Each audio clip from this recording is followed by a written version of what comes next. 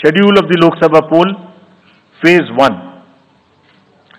We'll do it in 7 phases, as was done last time. 7 phases. Phase 1 will start from 20th March notification, 5 days from now. And last date of withdrawal would be 30th March and date of poll would be 19th of April. इसमें phase 1 का schedule एक दिन से हमें 2 बार करना पड़ रहा है, फिर बिहार के लिए वहां एक फेस्टिवल है, तो नोटिफिकेशन की डेट सेम है, लेकिन बस लास्ट डेट ऑफ विड्रॉल हमें 30 मार्च की जगह 2 अप्रैल सिर्फ बिहार के फर्स्ट फेज के लिए करनी पड़ रही है, क्योंकि वहां त्योहार है। और 19 अप्रैल को यहां वोटिंग होगी और पूरी कंट्री में 4 जून को काउंटिंग होगी। So phase 1 this will look like this. ये मैप भी हम आपको प्रोवाइड कर देंगे। अभी ये जो येलो पोर्शन है ये ऐसा दिखाई देगा। तो इसमें जो फेज 1 का जो मैप है, इसमें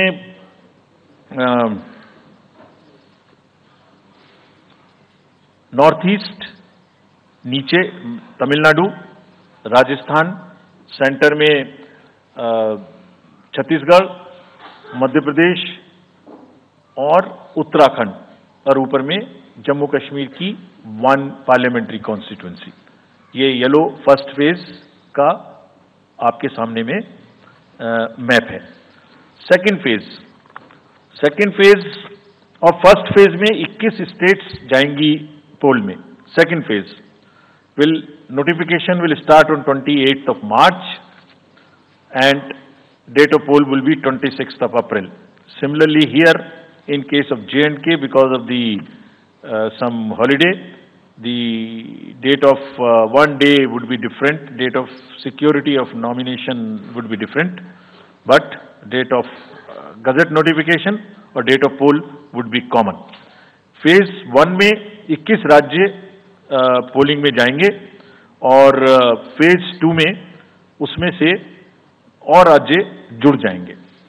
so this is the map which would be phase 2, जिसमें हम नॉर्थ ईस्ट में काफी जगह चुनाव को कंप्लीट करते हुए, तमिलनाडु में कंप्लीट करते हुए, सेकेंड फेज में राजस्थान को भी कंप्लीट करेंगे। Phase 3 would be from 12th of April and date of poll will be 7th of May. इसमें भी टोटल 12 स्टेट्स उस समय में जा रही होंगी और इस फेज में 3 नए राज्य में चुनाव शुरू होगा। इसका मैप कुछ इस तरह से दिखाई देगा। राजस्थान हम कवर कर चुके होंगे, तमिलनाडु कवर कर चुके होंगे, केरला कवर कर चुके होंगे, गुजरात इसमें कवर कर लेंगे, नॉर्थ ईस्ट पूरा कवर कर चुके होंगे और हम नए राज्यों को मिला के 3 इसमें नए राज्य भी जुड़ेंगे। फोर्थ फेज में 18 अप्रैल को गजट नोटिफिकेशन होगा और date of polling would be 13th of May. Date of counting in the entire country would be 4th of June for all by-elections, for the assembly elections, for the parliamentary elections.